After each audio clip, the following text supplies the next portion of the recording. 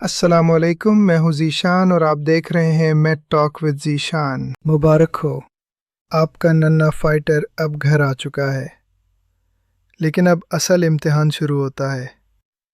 ہسپتال میں تو ہر وقت مانیٹر اور نرسیں موجود تھیں، لیکن اب گھر پر آپ کو خود اس کی نگرانی کرنی ہے۔ آج ہمارا ایپیسوڈ 10 ہے اور آج ہم بات کریں گے کہ NICU سے فارغ ہونے کے بعد پہلے 15 دن آپ کو گھر پر کن 3 اہم چیزوں کا خیال رکھنا ہے: صفائی، نیند اور خوراک۔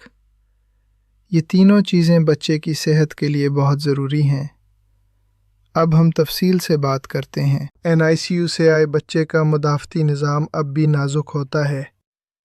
اسے ہر قسم کے جراثیم سے بچانا ضروری ہے۔ گھر میں بھی یہ اصول رکھیں کہ بچے کو اٹھانے سے پہلے ہاتھ صابن سے دھوئیں یا سینیٹائزر استعمال کریں۔ یہ سب سے اہم حفاظتی اقدام ہے۔ پہلے 2 ہفتے کسی کو بچے کے قریب نہ آنے دیں، نہ ہی کسی کو بچہ گود میں لینے دیں یا اسے چومنے دیں۔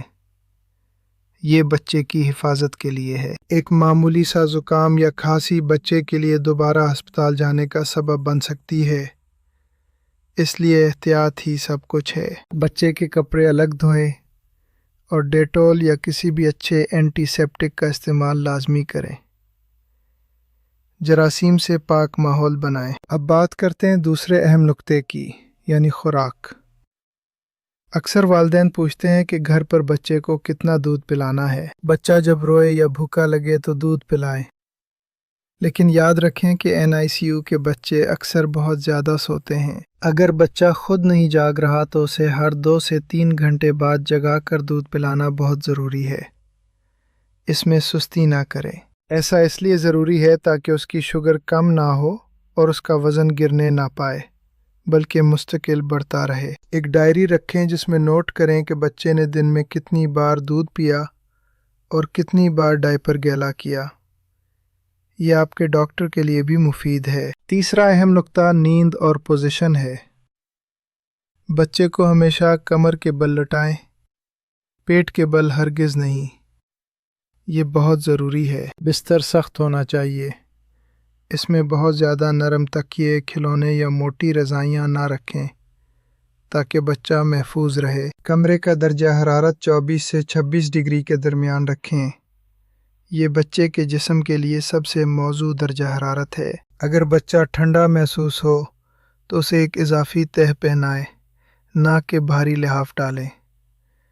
تہوں میں کپڑے پہنانا زیادہ محفوظ ہے۔ گھر پر پہلے 15 دن صبر اور ہمت کے ہوتے ہیں۔ آپ کا بچہ آہستہ آہستہ نئے ماحول کا عادی ہو جائے گا اور آپ بھی۔ کامنٹس میں بتائیے کیا آپ کو گھر پر بچے کی دیکھ بھال میں کسی خاص مسئلے کا سامنا ہے۔ ہم مل کر ان کا حل ڈھونڈیں گے۔ اگلی قسط بہت اہم ہے جس میں ہم بات کریں گے خطرے کی علامات۔ وہ کون سی حالت ہے جب آپ کو فوراً ہسپتال بھاگنا چاہیے۔ میں ہوں ذیشان۔ اپنا اور اپنے ننھے فائٹر کا بہت خیال رکھیے گا۔ اللہ حافظ۔